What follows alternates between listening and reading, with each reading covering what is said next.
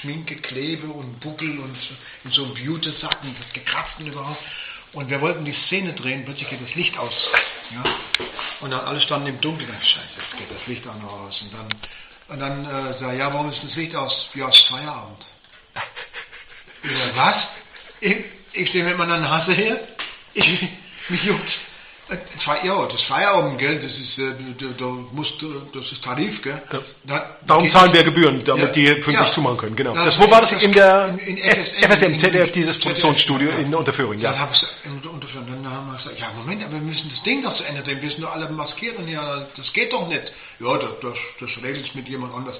Dann musste der den Chef anrufen von der Gewerkschaft, der ihm dann die Erlaubnis gegeben hat, eine Überstunde zu machen. Und dann war aber ein Kollege hat sich gewagt und gesagt, das mache ich nicht, ich gehe heim. Das ist der Horn. Und dann hat er gesagt, ja gut, er macht diesen Regler hoch für das Licht für seinen Kollegen mit. Danke, Effendi. Und das war's dann. Und unter den Bedingungen muss man arbeiten. Das war natürlich von vornherein schon schlecht. So, ZDF war der falsche Sender dafür.